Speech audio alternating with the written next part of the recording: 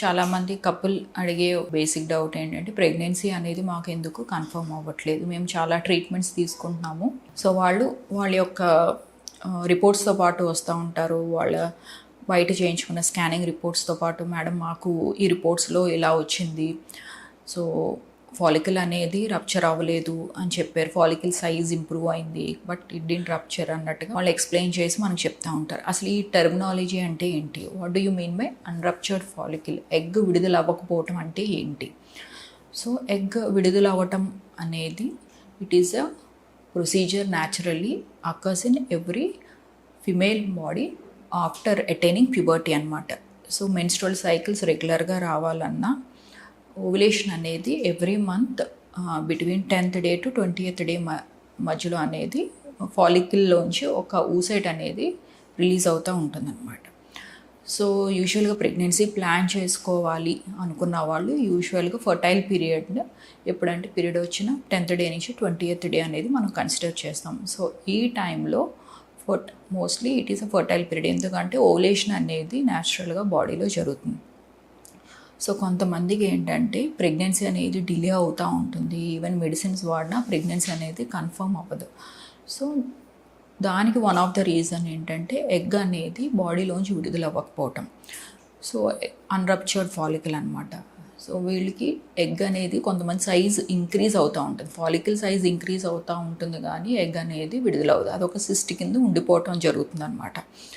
So దీనికి కారణాలు వచ్చేసరికి పిఐడి, పెల్విక్ ఇన్ఫ్లమేటరీ డిసీజెస్ ఏమన్నా ఉన్నా, ఇన్ఫెక్షన్స్ అనమాట, గర్భసంచిలో ఏమైనా ఇన్ఫెక్షన్స్ ఉన్నా ఒకటి, రెండవది ఎండోమెట్రియోసిస్ అనేది ఉన్నా, సో అది గ్రేడ్ 2 గ్రేడ్ 3లో ఉన్నా కూడా ఎండోమెట్రియోసిస్ ఉన్నా, 4 ప్రీవియస్ సర్జరీస్ ఏమన్నా అయినా కూడా ఎడహెషన్స్ వల్ల అనమాట, అతుకుల వల్ల బాడీలో ఓవరీ యొక్క మూమెంట్ అనేది కరెక్ట్గా ఉండదు అనమాట. సో ఓవరీ ఫాలికల్ యొక్క రప్చర్ అనేది అవ్వదు. సో ఇది ఒక అడ్డంకిలా అవుతుందన్నమాట లోపల ఎడహెషన్స్ వల్ల, ఫిమ్రియల్ ఎడహెషన్స్ వల్ల. సో ఎండోమెట్రియోసిస్ వల్ల ఏమవుతుందంటే ఫాలికల్ నుంచి ఎగ్ అనేది రప్చర్ అవుతుంది. సో ఇది ఒక అన్రప్చర్డ్ ఫాలికల్ ఉండిపోయి అది ఒక సిస్ట్ కింద తయారవడం అనేది జరుగుతుంది. సో వీళ్ళకి ఏంటంటే కంటిన్యూస్గా మెడిసిన్స్ వాడటం వల్ల ఏంటంటే సిస్ట్ల ఫార్మేషన్ అనేది ఎక్కువగా అవ్వటం జరుగుతూ ఉంటుంది. సో ఇది వీళ్ళకి కొంతవరకు ఇబ్బంది కలటం అనేది జరుగుతుందన్నమాట. సో దీని నుంచి మనం ముందుకు ఎలా వెళ్ళాలి, ఒకటి మెడికేషన్ అనేది మనము మార్చడం జరుగుతుంది. అట్ ద సేమ్ టైం ఏంటంటే ఒక్కోసారి హెచ్సిజీ ట్రిగ్గర్ ఇచ్చిన కొంతమందికి ఎగ్ అనేది రప్చర్ అవుతుంది. సో అలాంటి టైంలో మనం ట్రిగ్గర్ కూడా మార్చాల్సి ఉంటుంది. సో ఎగ్నిస్ ట్రిగ్గర్తో వెళ్ళాల్సి ఉంటుంది, దాన్ని డెకా ట్రిగ్గర్.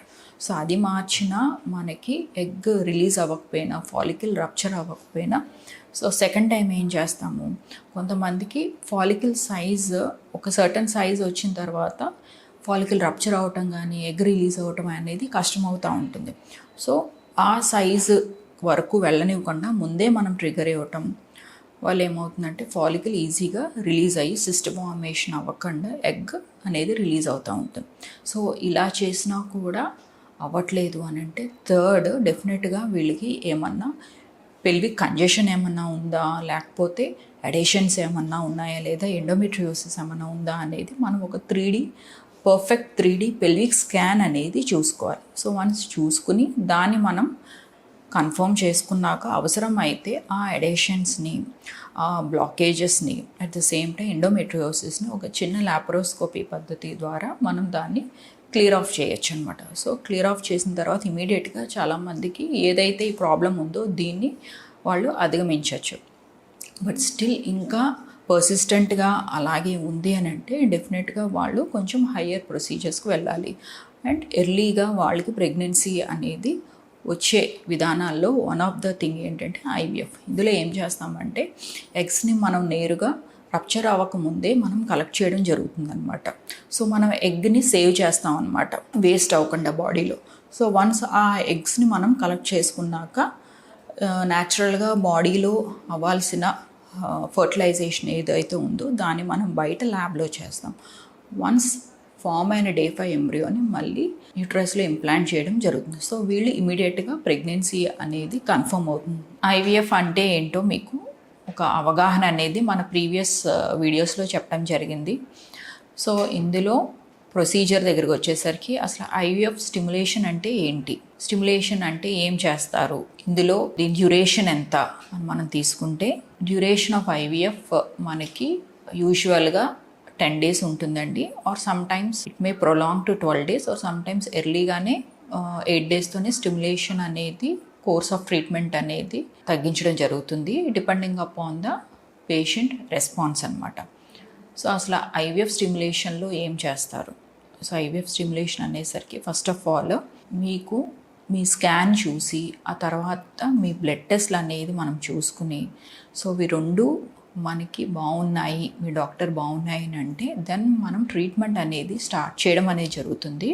ఇందులో ఏంటంటే మీ ఎగ్ కౌంట్ బట్టి మీ రెస్పాన్స్ అనేది ఒకటి డిపెండ్ అయి ఉంటుంది, ఇంకొకటి age of the female partner కూడా చాలా ఇంపార్టెంట్. సో దీన్ని బట్టి వారి యొక్క వెయిట్ బట్టి మనం డోస్ అనేది క్యాలిక్యులేట్ చేయడం జరుగుతుంది అనమాట. సో దీన్ని బట్టి మనం ఇంజెక్షన్స్ అనేది ఇవ్వటం జరుగుతుంది. ఇంజెక్షన్స్ ఏమి ఇస్తాము, హార్మోన్ ఇంజెక్షన్స్ అనేసరికి ఏంటంటే గొనడోట్రోపిన్స్ అనేవి మనం ఇంజెక్షన్స్ ఇస్తాము.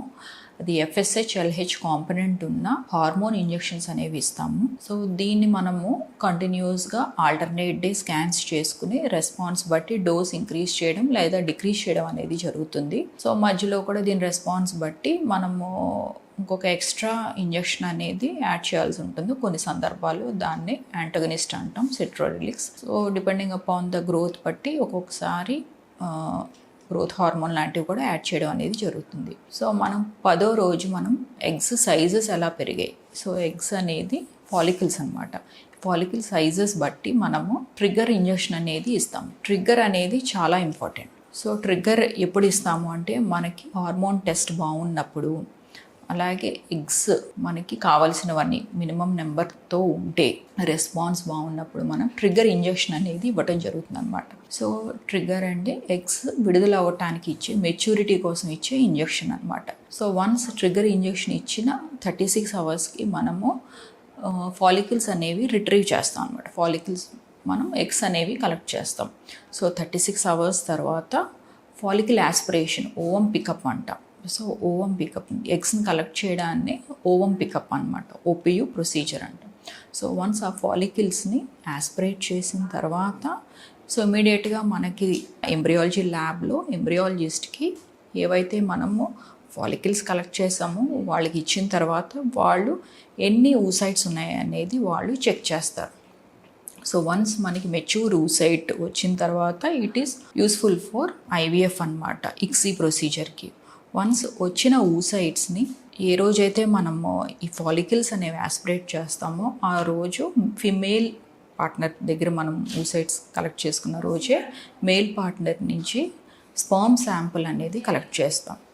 సో ఇందులో ఉంచి మనము స్పర్మ్స్ అనేవి సెలెక్ట్ చేసుకుని ICSI ప్రొసీజర్ ద్వారా మనము నెక్స్ట్ స్టెప్కి వెళ్తాం. సో ICSI ప్రొసీజర్లో ఎన్ని oocytes వచ్చాయో అవి ఆ స్పర్మ్స్తో మనము ICSI చేసి Day 5 వరకు కల్చర్ చేయడం అనేది జరుగుతుంది ఎంబ్రియాలజీ ల్యాబ్లో. Day 5లో మనకి ఎంబ్రియో స్టేటస్ అనేది తెలుస్తుంది అనమాట. సో ఇందులో one of the important step stimulation అనమాట. అంటే మనము ఎగ్స్ గ్రో చేయడానికి ఇచ్చే పీరియడ్ని మనం స్టిమ్యులేషన్ పీరియడ్ అని అంటాం. సో దాన్ని బట్టి మనం డోస్ ఇస్తూ ఎగ్స్ అనేవి రిట్రీవ్ చేయడం జరుగుతుంది అనమాట. సో దీని గురించి ఫర్దర్గా ఇంకేమన్నా డౌట్స్ ఉన్నాయి డెఫినెట్గా నన్ను రాజమండ్రి బ్రాంచ్లో నన్ను కన్సల్ట్ అవ్వచ్చు. Thank you so much.